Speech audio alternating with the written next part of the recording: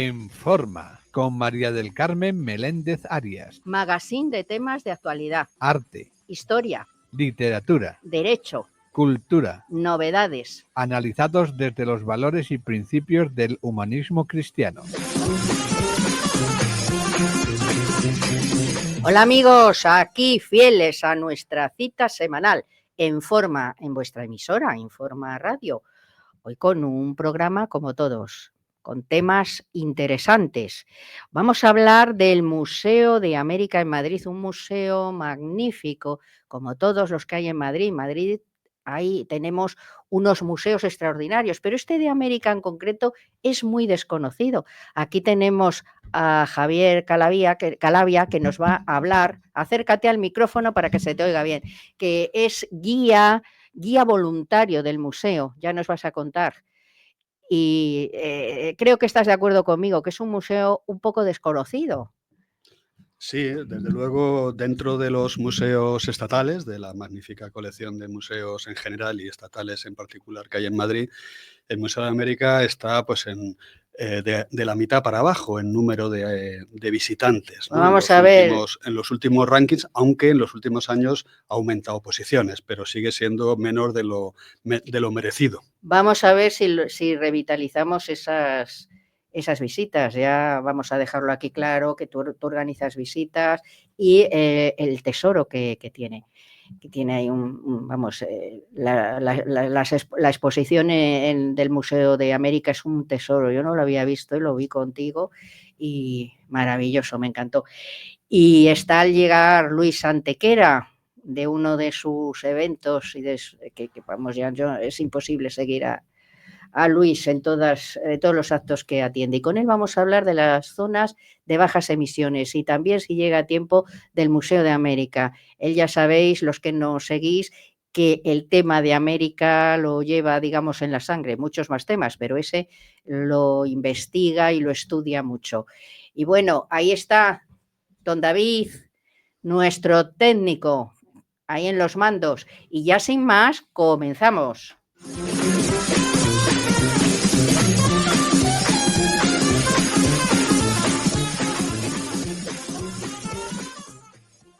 Bueno, como os decía, Javier Calavia, en fin, tienes un currículum que vamos a resumirlo, porque si no, agotamos el tiempo y no nos hablas del museo. Eres ingeniero informático y está muy bien eso de conocer un informático, por lo menos para los que somos bastante inútiles en esa materia. Sí que te consultaremos. Y tienes el grado de historia, o sea, te fuiste de las tecnologías a las humanidades, a la historia. Está bien esto de tener una formación en los dos sectores. Enriquece mucho. Yo creo que en eso estás de acuerdo también. Por supuesto. Eso, así lo hice, vamos, y por eso lo hice. Bueno, tienes posgrado también sobre historia y antropología de América. Ahí ya llegamos a tu interés por América. Y luego colaboras con CEATE, que para el que no lo sepa es la Confederación Española de Aulas de la Tercera Edad. Eres ahí voluntario, guía voluntario, ¿no? Sí, pero tiene CEATE como organización sin ánimo de lucro, tiene un programa de voluntariado para mayores, un voluntariado cultural, y desde el 2018, pues que me unía al grupo de CEATE, hice unos cursos que facilita la propia organización para introducirte en el mundo de guías de museos, o sea, que solicitan esta colaboración de personal voluntario para ayudar a guiar visitas.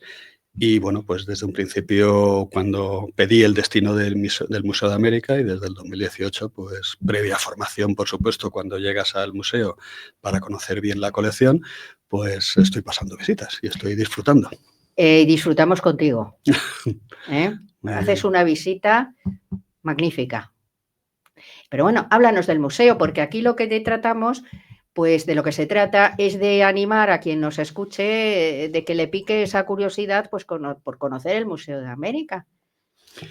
Pues sí, desde luego, como decíamos al principio, el Museo de América suele ser bastante desconocido, o eso es lo que cuando introduzco el museo a los grupos, a los colectivos que lo visitan, pues pues no suelen conocerlo o es la primera vez que lo conocen. O incluso se piensan cuando ven el edificio del museo cercano al arco de Moncloa, ¿no? Y cercano al mirador, ese pirulí que hay cerca del arco del arco de Moncloa, pues se piensan que es una iglesia, una construcción eclesiástica, un convento, ¿no? Y precisamente pues este museo que se inauguró físicamente como lo que es ya en el propio edificio en el año 64-65, ¿no? Pues se hizo a propósito así para simular las construcciones eclesiásticas que hacía la monarquía hispánica en América. Por lo tanto, el propio museo en sí es un museo de arte y de historia por dentro, y también el propio continente del museo es en sí una pieza museística y preciosa, ¿no? Como tantas construcciones, conventos, plazas de armas, fuentes, mistilíneas, etcétera, que hay en tantas ciudades de América. Y empiezas precisamente la visita contándonos esto que nos has dicho, ¿no? Claro, porque creo que las visitas, cuando se visita una colección tan amplia como la que tiene el Museo de América, pues es bueno situar a los visitantes en el contexto de cuándo se creó el museo, cuál es el contenido del museo, digamos, el tipo de colecciones y cómo se ha ido formando las colecciones del museo, para que comprendan la propia institución. Y así luego ya cuando pasamos a visitar las 2 plantas que tiene el museo y una selección, porque siempre es imposible, como cualquier museo grande, visitar las más de 2.500 piezas que tiene expuestas, pues siempre se hace una selección de lo más representativo, y eso es lo que visitamos en una visita estándar de hora y media, 2 horas, porque si no, pues más tiempo pues cansaría, digamos, también. ¿Luego tienes visitas para profundizar, digamos así? Sí, ¿O hay que luego, encargarlas? no, también cuando los visitantes previa comunicación al museo muestran su interés en algo concreto, en alguna cultura determinada o en algún área o planta, porque hay veces que las visitas, los visitantes prefieren que un día visiten una planta y otro día otra planta de las 2 que tienen, ¿no? O también cuando yo preparo visitas temáticas, ¿no? También con la colaboración del museo, ¿no? En lo que es formación y documentación para colectivos que están interesados en algo muy determinado, pues también convoco tanto a las personas que conozco, a los grupos, para ver si les interesa esa visita temática, como varias que están ahora en marcha, y entonces esas visitas son ya muy concretas para ciertos espacios o museos, o piezas del propio museo, y duran menos por lo general, ¿no? Pero siempre respondiendo pues a un interés en donde no solo visitamos las piezas que hay en el museo, sino también comento el contexto histórico y el contexto artístico o cultural o sociológico de las piezas que son objeto de la visita. O sea que se puede profundizar, ya profundizaremos. Sí, ¿Y claro. qué temas más o menos, qué visitas temáticas organizas? El propio museo en sí mismo... ¿O es el museo? O sea, ¿organiza el museo o tú? No, las ¿O dos, los las dos? dos. O sea, el propio museo, yo lo digo también por los escuchantes, que el propio museo tiene un estupendo equipo de mediación cultural que organiza visitas también temáticas de vez en cuando, ¿no? Y que yo también pues me apunto para seguir aprendiendo, ¿no?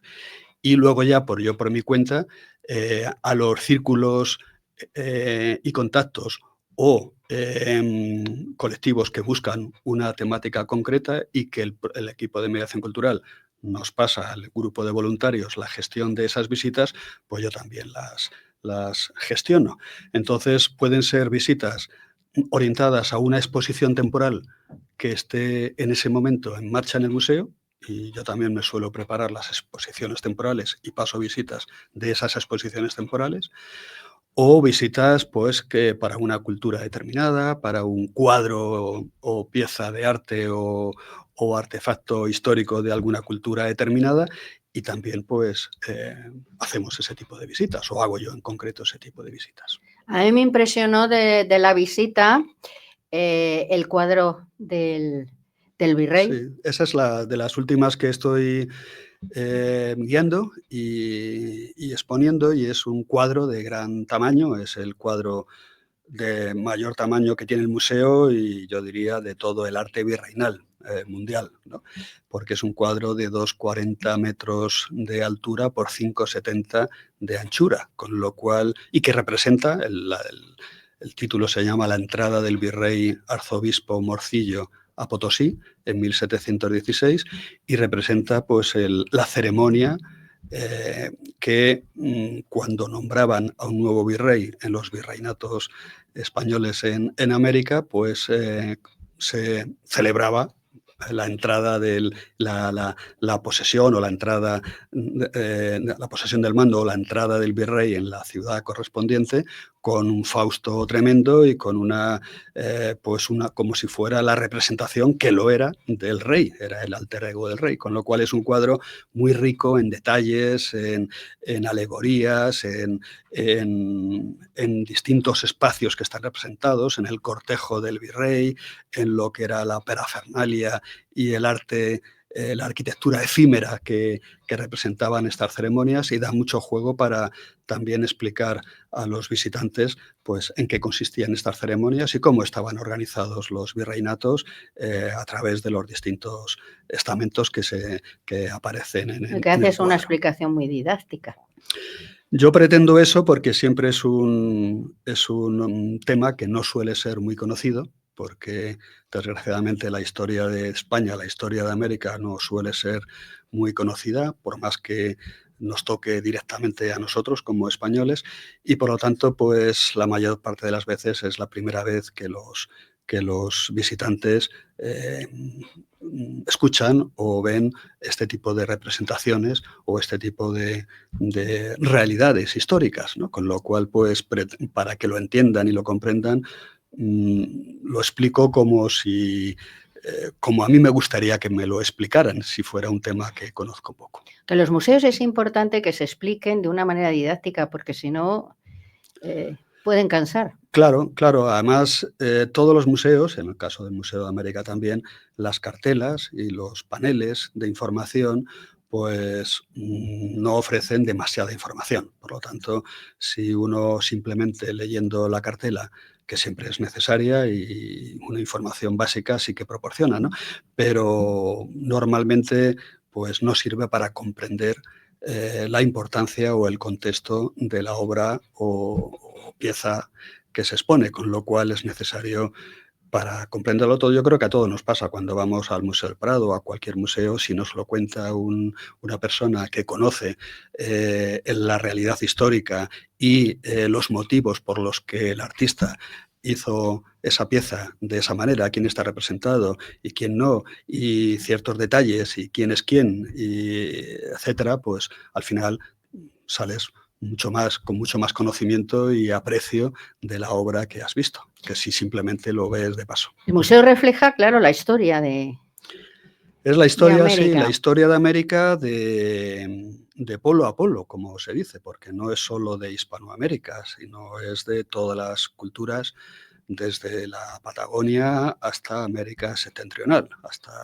desde los inuit en América del Norte, pues hasta todas las culturas del cono sur.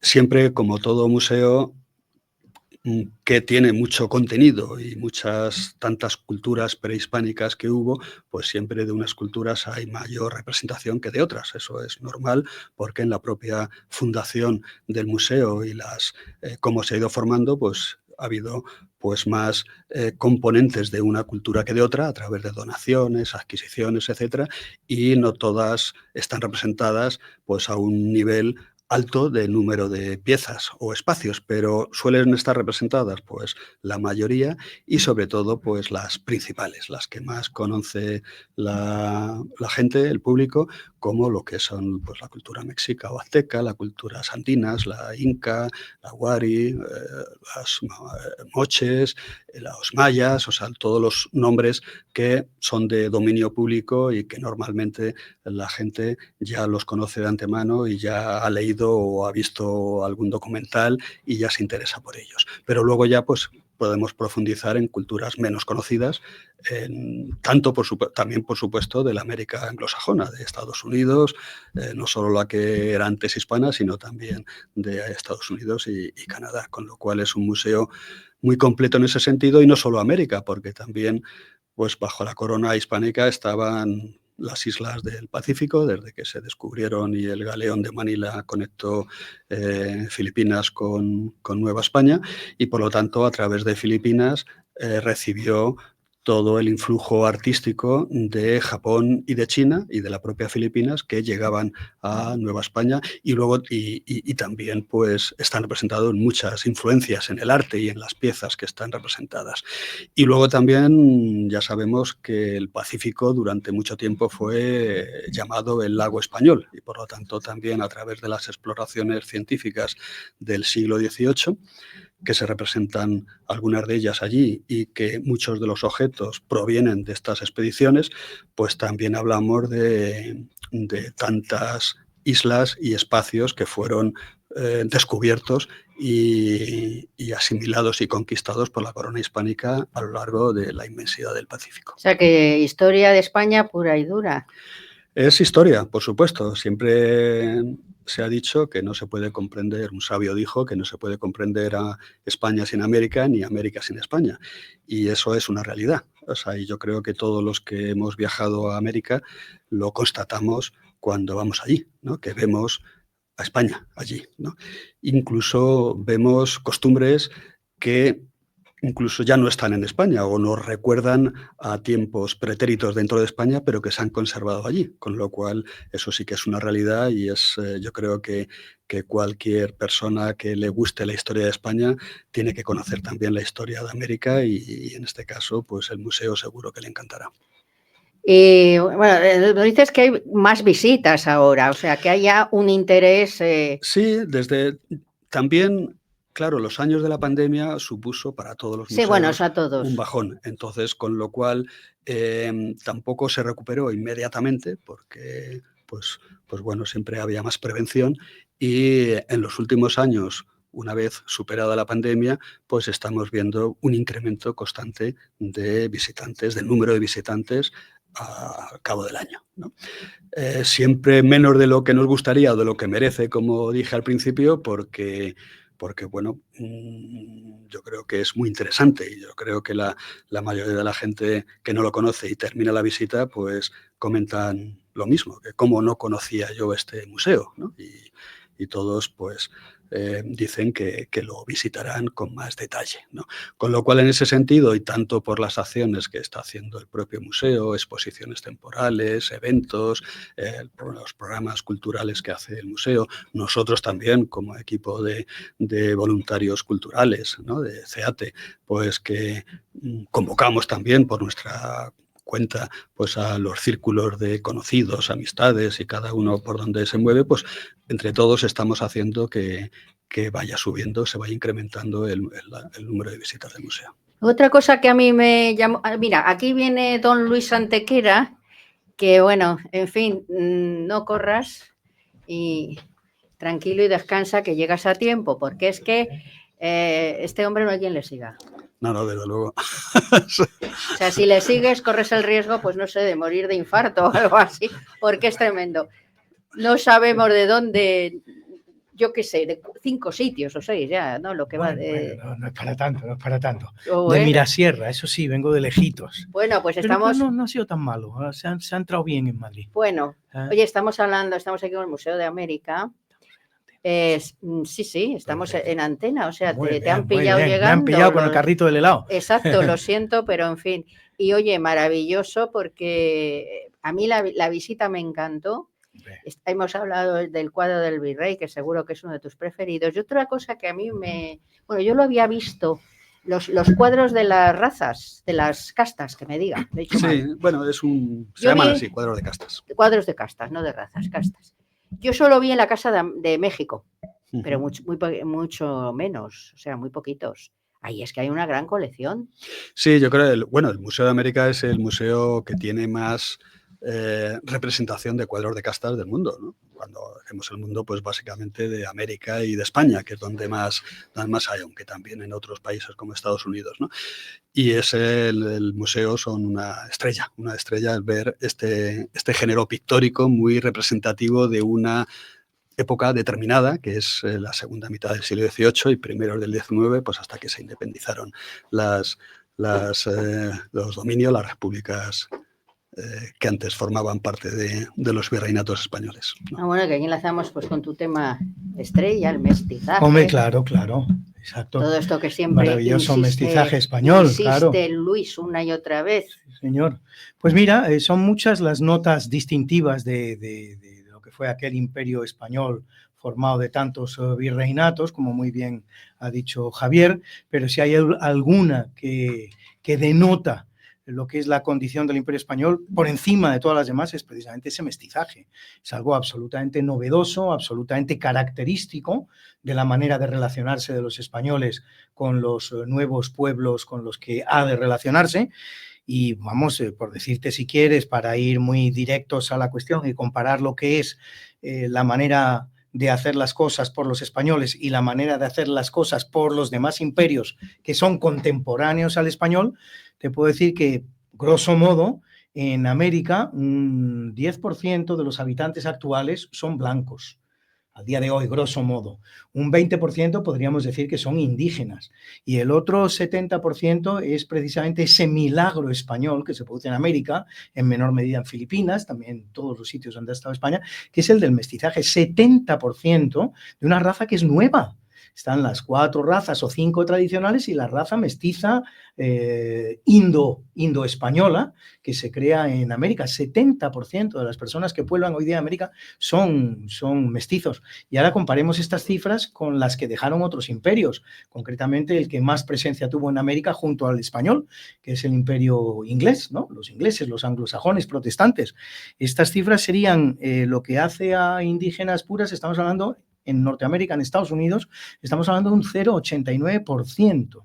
0,89%, habíamos dicho en el caso español, 10% de indígenas puros, bueno, aquí estamos hablando de menos de un 1%. Eso es muy significativo. Muy significativo. ¿Verdad? Y lo que te voy a decir más todavía, el segundo dato es el verdaderamente significativo.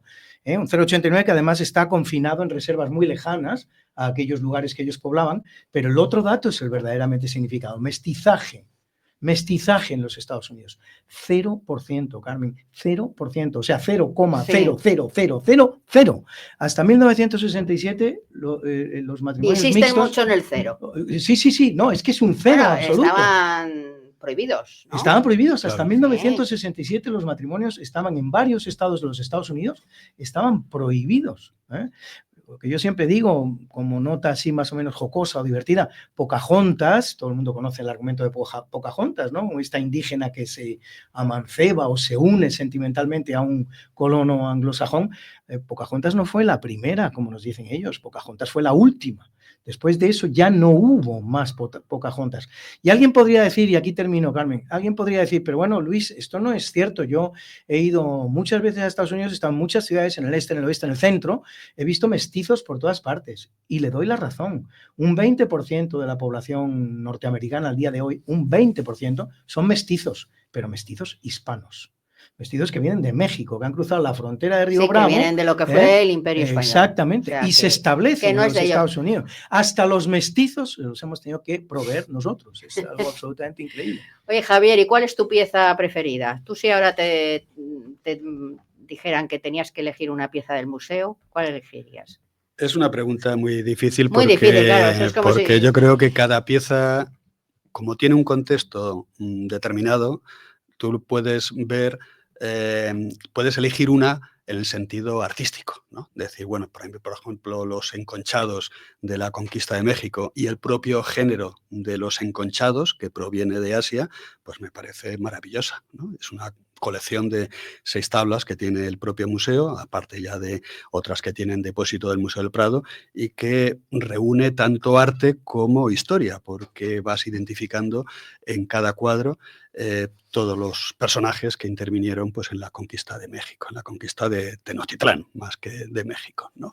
Con lo cual, pues eso pues, son visitas que he pasado que son estupendas, porque pues casi es un recordatorio de lo que es la historia, a la vez que ese género artístico que provenía de Asia y que ves en esa nácar que está incrustado dentro del cuadro, pues esos reflejos que al ver el cuadro, pues bueno, hace que sean obras de arte, ¿no? Esa es una, pero yo creo que hay tantas, ¿no? El propio tesoro de los Quimbaya también es un tesoro magnífico, sobre todo porque no llegaban muchos tesoros a la península, ¿no? Porque más bien el metal llegaba fundido, ¿no?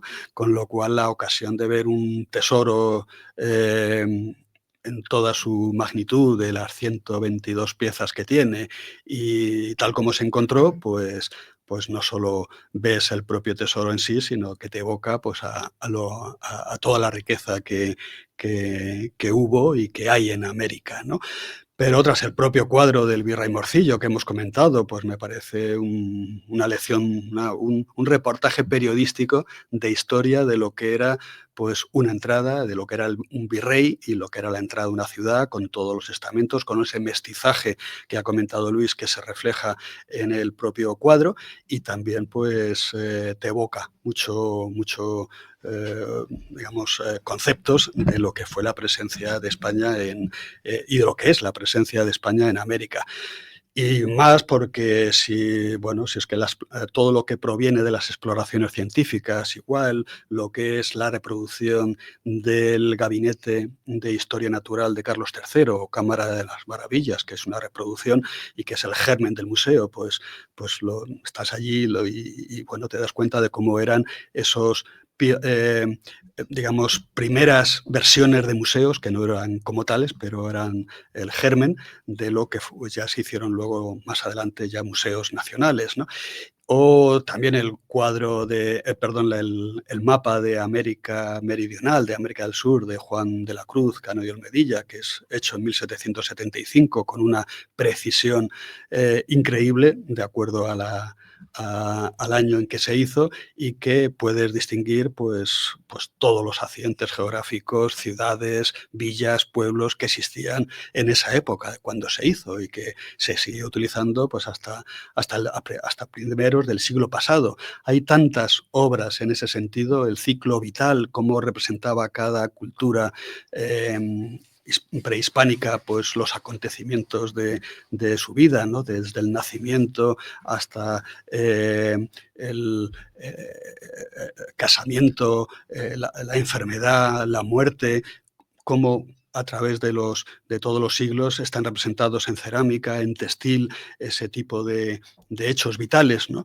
Y los códices que tiene el museo, el códice maya, uno de los únicos 4 códices mayas que hay en todo el mundo, pues lo tenemos aquí en Madrid y está en el Museo de América, o el códice Tudela o códice mexica, ya del siglo XVI, pero con gran componente de indígenas, de los escribas mexicanos o mexicanos del Imperio Mexica, en donde se representan pues hechos sociales, desde sacrificios humanos hasta bodas, hasta cómo se confeccionaba el chocolate. O sea, otra pieza que me encanta es la reproducción de la celda en donde estuvo Sor Juana Inés de la Cruz en el convento de los Jerónimos en Ciudad de México, en el siglo de oro español, y la propia creación literaria de esta escritora y poeta, junto con otras creaciones literarias como Comentarios Reales del Inca Garcilaso de la Vega o la Araucana de Ercilla, ¿no? Hay tantas que es muy difícil elegir una porque cada una no es solo lo que ves, sino la historia que hay detrás. Y por lo tanto, pues a lo mejor artísticamente una te gusta más que la otra, pero la historia que hay detrás de una que a lo mejor no llame la atención tanto como otras, pues es increíble y se aprecia mucho la propia obra cuando la ves. Pues a ver si nos organizas una visita para profundizar. Bueno, pues yo encantado. Hacen las mejores visitas de Madrid al Museo de América, No, Javier Calavia. me Es algo, encantó, hombre, son maravillosas. Entonces, a ver, ahora impresionantes. yo ya he ido a la estándar, que tú llamas estándar. Bueno, fuiste a la de Virrey, la entrada Sí. del Virrey Morcillo, y esa es una temática, Ah, ¿no? claro. Esa es una visita Bueno, temática Claro. en donde cuando elijo para pasar esas visitas una pieza, pues a la vez también llevo al grupo a otras piezas que sirven de antesala para la pieza destino, ¿no? Y que ayudan también a comprenderlo. En este caso, la entrada del Virrey Morcillo a la Villa Imperial de Potosí, que era una villa donde en las cercanías estaba el Cerro Rico de Potosí, que tanta plata, ¿no? Pues más del 50% de la plata mundial durante los siglos XVI y XVII provenía de este cerro, pues antes explico el Real de A8, sí. Claro, explico el propio mapa que he mencionado de 1775, lo que son objetos recuperados de pecios hundidos que se hicieron con la plata de Potosí. O sea, voy, digamos, a los propios cuadros de castas para explicar el mestizaje que luego se ve en el cuadro, ¿no? Con lo cual elijo también una serie de piezas que facilita al visitante, pues luego la comprensión del objeto de la visita, como en este caso la entrada del virrey a esta villa imperial tan importante para la historia. Cuando tengas preparada una así, pues ya no digo de profundización, no sé, de lo que toque, pues nos llamas. Sí, además estoy ahora en colaboración, de hecho surgió este tema a raíz de la Asociación de Amigos del Museo de América, que también es bastante activa. Bueno, y facilita... Es importante que exista esa asociación. Exacto, y facilita este tipo porque fue la propia asociación quien me propuso para una iniciativa que se llama Descubriendo Tesoros, eligiendo una pieza del museo, y la primera ha sido la del virrey, la entrada del virrey, pero a esta seguirán otras, ¿no? Y esto es una propia iniciativa de ADAMA, de lo que es la Asociación de Amigos del Museo de América, con lo cual, pues bueno, entre todos queremos ir haciendo subir el número de visitantes y el interés por el museo. Me apunto a la segunda y ya hablaremos aquí. Y ahora vamos a hacer una pausa para luego continuar con el segundo tema. Bueno, es más agradable el museo, pero en fin. Agradables como el del Museo de América y contado por Javier Calavia, hay pocos temas. Bueno, y animar a nuestros oyentes a que visiten ese magnífico tesoro de los Quimbaya, que tiene una historia preciosa, porque es un tesoro que finalmente regala un presidente colombiano a España a principios del siglo XX en pago a un favor grande que hace España no solo a Colombia, sino en realidad a la zona, porque lo que ocurre justamente es que hay un conflicto de fronteras entre Colombia y Venezuela que puede llevar a una guerra, y entonces se acude a la persona que puede resolver pacíficamente ese conflicto, que no es otro que el rey de España, porque el rey de España tiene la documentación que es necesario conocer para saber por dónde transcurría la frontera entre Colombia y Venezuela. Se pide ese arbitraje, el rey de España lo da. Ahora que está tan de moda, claro, la mediación y el arbitraje. Claro, mira, y el presidente... Fuimos también pioneros. Sí, y el presidente colombiano, pues en pago de esto, hace ese maravilloso regalo que le hace al Museo de América, del que todos los españoles tendríamos que estar orgullosísimos no solo del propio tesoro, sino de que haya sido un regalo del pueblo hermano Colombia y de alguna manera de Venezuela, beneficiario indirecto también, porque esto podía haber terminado en una guerra, y simplemente señalar que en aquellos lugares de América donde España no fue capaz de llegar, como es concretamente toda la parte sur del continente, lo que se llama el Cono Sur, esa frontera entre Chile y Argentina, a la que España no pudo llegar por la guerra de Arauco, que justamente estancó a los conquistadores españoles en el centro de Chile, con el Pacífico a un lado y la cordillera de los Andes al otro lado. Ahí hubo unos indios araucanos que se resistieron con terrible heroicidad, que impidieron el paso de los españoles hacia el sur, y esa es la razón por la que al día de hoy vemos tantos conflictos entre Argentina y Chile, porque no tienen resuelto el tema de su frontera, y no lo tienen porque allí no estuvo España, y por lo tanto España no puede resolver ese O sea que tenemos que darnos cuenta de la grandeza de todo lo que hemos hecho y que incluso todo aquello que nos suena tan pasado, al día de hoy sigue teniendo consecuencias tan importantes como para que un presidente colombiano proponga al Parlamento y al pueblo colombiano hacerle un regalo a España de la entidad del Tesoro de los Quimbaya.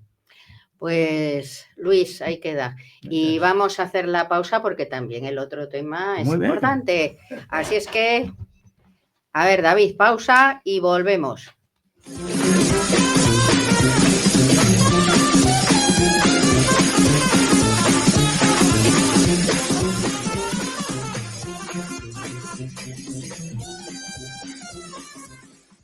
Y aquí estamos de vuelta para hablar de otro tema menos agradable. Pero... Sí, completamente.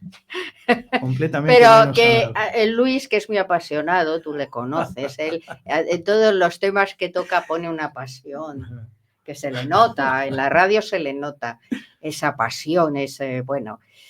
Cuando hablas de América, desde luego te explayas. No, sin duda, ese es el tema que ha sacado. Tu tema estrella. Sí, ha sacado de mí lo mejor y lo peor que hay dentro de este cuerpecito. Lo peor que es el genio, ¿no? Que Bueno, genio es una cosa que gracias a Dios voy combatiendo de un tiempo a esta parte. Sí. Yo he tenido mucho genio, un genio que era incluso, que digo, alarmante, si digo alarmante la gente va a decir, vaya monstruo. Pero en fin, que me daba lugar a sinsabores y a los que me rodeaban. Avergonzaba. Sí, y me avergonzaba. Y en este momento lo tengo bastante controlado, ¿eh? Quiero decir, presumo de eso, llevo 2 o 3 años, mi propia hija me lo dice, hay papá, veces que llevas 2 años sin enfadarte. Hay veces que los años traen eso, ¿eh? Sí, traen muchas cosas buenas. Traen eso, años, sí. digamos que te aplaca, sí, hay otros que les exalta, ¿eh? O sea, sí, también. Todo. Pero bueno. Entonces, este tema, esto de las zonas de bajas emisiones, esto te exalta, bueno, porque aquí sí vamos a provocar el genio y la... Oye, esta algún que otro alcalde, tan buena que has tenido, para atrás, no. No, no, lo de las zonas de bajas que han sido prohibidas en Francia. Sí, señor. O sea, esto puede ser el principio de toda esta tontería. Esa es la buena noticia. El principio del fin, quiero decir, sí. Esa es la buena noticia y muy probablemente haya sido así precisamente por la oposición y esa pasión de la que tú hablas que ponen los franceses en todas sus cosas relacionadas con la mutua convivencia y con la política, que aquí no se ve para nada. Es decir, aquí tenemos una pasividad que es absoluta, pasan cosas y cosas, nadie se queja, seguimos adelante. Los franceses, por el contrario, en esto son muy combativos y justamente el mito dice lo contrario. Los apasionados seríamos los españoles, los tranquilos. Sí. Ellos Oye, ¿por qué se descubrió América? ¿Por qué se hicieron esas maravillas? Por esa pasión de aquella gente, que eran nuestros antepasados, pero se ve que ahora que no tenemos sangre. Exacto. En vez de sangre horchata. Y bueno, y entonces esto podría ser el fin de las zonas de bajas emisiones. Hay una ley legislativa del Parlamento francés, de la Asamblea Francesa, que se propone prohibir las zonas de bajas emisiones en todas las ciudades. O sea, ya no va a ser una competencia ciudadana del municipio, del ayuntamiento, va a ser una competencia nacional que las prohíbe. Y ojalá sea esto así en un próximo tiempo en España, porque quiero recordar que un alcalde de Madrid, que acontece ser el mismo que nos sigue gobernando al día de hoy, ganó unas elecciones con una promesa estrella, no con una promesa secundaria entre 5, una promesa estrella que acababa con la zona de bajas emisiones. Y es que le faltó un día de sentarse en el sillón, le faltó un día para que no solo la mantuviera, sino que la duplicara, y todavía esto no lo ha explicado, ¿eh? No ha habido explicación. No, bueno, y que la intención es extenderla hasta la M30. Ah, sí, bueno, la intención es cualquier disparate. Entonces ya, pues mira, nos vamos de Madrid. Prohibir la entrada de coches, de determinadas calles. Pero ¿dónde estamos llegando? Que la ciudad es de todos, señor. Y hay que tener en cuenta que entre esos coches pues hay furgonetas de gente, pues oye, albañiles, fontaneros, van a ganar su dinerillo. Pero principalmente... Y no pueden cambiar esa furgoneta. Es una medida que o sea, quien tiene un coche de 20 años no es por gusto. No, naturalmente, no se tiene por gusto. Esta medida de la Madrid Central, las zonas de bajas emisiones, tienen un montón de crítica posible, pero si hay alguna crítica más importante que las demás es justamente esta, es decir, que se ha privado de la libre circulación en Madrid y de la cómoda circulación en Madrid, precisamente a los que están trabajando más. Es decir, personas de bajo poder económico que llevan a cabo las profesiones que llevan a cabo los autónomos, pintores, fontaneros, sí. constructores, albañiles, reponedores. Un señor que va a cambiar unos grifos a una casa para ganarse exactamente. Pues el pan, y que resulta que va cargando con los grifos. Sí, sí. Esto, vamos, yo es que vivo en pleno Madrid natural, Central, entonces lo sé, que dejan la furgoneta pues en un parking ahí, donde digo yo, la línea roja, línea roja que nos han pintado, que parece que estamos en un gueto. Efectivamente. Pero es que es más, o sea, yo si voy a cenar a casa de unos amigos, por ejemplo, y esos amigos me quieren traer, me tienen que dejar en la línea roja, porque les cascan 400 euros. No es una broma, ¿eh? No es 200 una broma. por pronto pago. Ahora, si entran en un parking, ¿no? Ya. Bueno, pues, al fin y al cabo es la solución, ¿no? Quiero decir, entrar en un parking. Bueno, pero pero el dinerito. sistema es disparatado, pero es que además, vamos a ver, ¿cuál es la eficacia del sistema?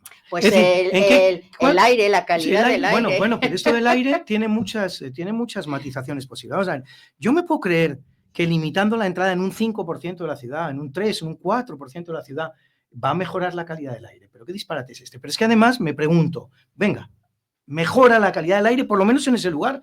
¿Y por qué esos señores madrileños van a tener derecho a respirar un aire mejor que el resto de los madrileños? ¿Por qué? No, la intención es que el resto de los madrileños también. Hay ciudades pequeñas, o sea, en Ávila hay aprobada zona de bajas emisiones en todo el recinto amurallado. Exactamente. Lo que pasa es que eso es perjudicial para la ciudad, pierde muchísimos vecinos y se convierte en una especie de... Bueno, el turismo ya está por todos los sitios, porque ya la mayoría no llevan el coche o lo dejan por ahí, y es turismo no tenemos más remedio, es decir, a la fuerza ahorcan, pues a ver si no podemos llegar en coche, tenemos que llegar, o no vas. O sea, también hay negocios ese es el tema, con un determinado público pues que no van al centro porque tienen pues el coche, pues eso, para ir a comer a un restaurante el domingo con unos amigos, bueno, pues... Los comerciantes de esas zonas, yo no sé, no creo que estén excesivamente contentos. El comercio tradicional ha desaparecido de esas zonas y de todas. Claro. Ya son bares y estos souvenirs. Sí. Luego además induce a muchísima confusión, porque una cosa es que se cierre. Puedes equivocar. Totalmente. Es decir, una cosa es que tú cierres una parte de la ciudad, ya está, no se circula. Podemos discutir si se ha elegido bien la zona, si hay derecho a que no nos dejen circular, podemos discutir eso. Pero es que lo otro es que muchas veces sin darte cuenta no tienes más remedio y te metes en Madrid Central. Y entonces o pagas esta multa formidable de la que estamos hablando, tampoco estamos hablando de 25 euros, ni 50, estamos hablando 400 de unas euros. Cantidades que para estos 1000 euristas de los Antes que hablamos... Antes empezaron con 200, 100 por pronto pago, ahora no. Ahora son 400, 200. Eso. Claro, exactamente. Es 200. absolutamente terrible. Hay que decir que el Museo de América no está ahí, está en la ciudad universitaria que por ahora no es. Pero es una medida contra la libre circulación. La libre circulación es un derecho de los seres humanos. Esto es increíble. Es decir, si antes nos estábamos cuestionando el derecho que pueda tener una urbanización de personas muy ricas a cerrar su urbanización, de la que al fin y al cabo son propietarios y que han comprado ellos, pero es que ahora se trata de suelo público. O sea, hay un señor arriba que nos dice, no, usted... por tener tales características, por no tener el coche que yo quiero que tenga usted, porque vive usted en tal sitio, usted no puede pasar por aquí. ¿Pero qué es esto? Esto es un atentado contra la libre circulación, pero de marca mayor. Los vecinos nos encierran ahí. Y los vecinos estáis encerrados, lo que tú has dicho, el caso ese es muy frecuente, efectivamente. No, eso es así, o sea, o te tienes que venir en taxi, o no te pueden, pues lo típico, vas a casa, no sabes, no, yo te llevo a casa, pues no puedes. Pero luego voy a negar. No te pueden recoger de pues para un viaje que hagas con amigos, no puede entrar. Voy a negar la mayor, tienes Carmen. Que ir con la maleta como esto hasta la línea roja. O sea, que es, y luego, pues, vamos a ver, a nivel de limpieza, está asqueroso. O sea, bueno, eso ya son no influye nada que los coches daños no colaterales, ¿no? Sí. Como se llaman. Pero yo voy a ir incluso a negar la mayor, es decir, primero, dudo de la eficacia. No creo que los índices de pureza del aire, entendía la pureza como la entienden ellos, ¿no? De pureza del aire hayan mejorado excesivamente porque hayas cerrado un 5% de la ciudad al tráfico. De esta manera, ¿no? Pero es que además, lo que yo me empiezo a preguntar, pero ¿es que está malo el CO2? Vamos a ver, yo te voy a dar un dato antes de perder la palabra. Madrid es la ciudad con mayor esperanza de vida del mundo. 85 años las mujeres, 82 los hombres. Se dice que es una ciudad muy contaminada. Pues a lo mejor es el momento de plantearse si no hay que contaminar las ciudades. Esos dos datos no casan. Muy contaminada, usted no me puede decir no que... estoy de acuerdo en no, eso. No, yo no lo creo. Pero es que además es la ciudad con mayor esperanza de vida del mundo. Esto es grande, ¿eh? ¿Cuántas ciudades habrá en el mundo? 100.000, 150.000. Y es la ciudad con mayor esperanza de vida del mundo. ¿Qué necesidad tiene usted de purificarme el aire? Si yo aquí ya vivo mucho más de lo que puedo desear. El desplazamiento sostenible que te dan las gracias por desplazarte con sostenibilidad. Sí. Hay unos paneles en la Plaza del Callao que dan las gracias. Sí, sí, bueno. Gracias por... Sí. Como cuando eso te anuncian, sostenible, no sé qué como es eso. Cuando te anuncian un radar y te dicen que es por tu seguridad, ¿no? Por tu seguridad te van a meter 300 la mano en el bolsillo, te van a sacar 300 euros, 400 euros. Todo lo que sea para ellos les parece por nuestra seguridad. Es una cosa increíble. Sí, bueno, y que tú eres muy malo, tú eres muy mala persona, claro, porque no quieres las bajas emisiones. Se parte de esa base, o sea, de que yo soy un mal ciudadano. Un contaminador. Sí, efectivamente, un agresor del planeta, un depredador del planeta. Eso es en lo que nos están convirtiendo continuamente con los mensajes que nos vienen por todas partes. No hablemos ya del cambio climático y todo esto. También influye el tema del CO2, como dices tú, en el cambio climático, que dices que no es malo el CO2. Bueno, el CO2 en principio es el gas de la vida. Ya, bueno. Sin CO2 no habría vida. Efectivamente, el oxígeno pero bueno, es la oxidación de la vida. El CO2 es el gas de la vida. Pero ya digo, insisto, en el caso de Madrid es un caso paradigmático de que el punto de partida no es auténtico. Usted no me puede decir que Madrid es una ciudad muy contaminada y que al mismo tiempo tiene la mayor esperanza de vida del mundo. ¿Y tú cómo Aquí en este razonamiento hay algo que falla. ¿Cómo crees que va a evolucionar esto? ¿Va a arrastrarnos a los demás? Yo creo que sí, ¿eh? Francia sigue teniendo a más tiempo menos, sí, porque yo creo que todos son corrientes. No, sí, no, por supuesto. Nos puede nuestra pasividad... Tardaremos. Nos puede, porque si al hilo de esto que han hecho los franceses, los españoles nos hubiéramos tirado ya a la calle y a la protesta, pues a lo mejor era fácil, era un momento bastante propicio para acabar. Pero luego entro en otra cosa también terrible, Carmen, que es el dineral que cuesta estas zonas de bajas de emisiones, porque yo no sé por qué el Ayuntamiento de Madrid concibe todas estas obras como obras faraónicas. Parece que estuviéramos haciendo una pirámide. Yo vengo de Lisboa, preciosa ciudad. En Lisboa han peatonalizado una calle emblemática. La calle central que va de la Plaza del Comercio, que no sé su nombre, cuyo nombre no sé, que va de la Plaza del Comercio a la Plaza del Rocío. Una calle muy preciosa. Bonita, sí. Bueno, Lisboa es precioso. Lisboa es una maravilla. ¿Qué han hecho para peatonalizarla? Simplemente han puesto esas piedras blancas maravillosas, esos mosaicos maravillosos que hacen ellos en las aceras, la han puesto encima del asfalto y ya tienes peatonalizada una de las arterias principales y desde luego más monumentales y más turísticas de Lisboa. Aquí las obras para hacer una zona de bajas emisiones, para hacer una peatonalización, son obras que demoran años, que cuestan un dineral, que nos devuelvan impuestos, Carmen, ya está bien, que nos devuelvan impuestos. El pavimento, tenemos una hasta los raíles del tranvía, que eso no los pueden quitar, porque como están incrustados a conciencia en el año catapum. Más del 50% del Producto Interior Bruto español se nos va ya en gasto público, es una locura, es un disparate. Que dejen de hacer obras, si peatonalizan, que cierren. Si estaban las calles, los barrios estaban más bonitos antes de peatonalizarlos que ahora. Que pongan una valla y nos digan, ya no se puede pasar, y que lo dejen como estaban, que dejen de hacer obras que cuestan un dineral.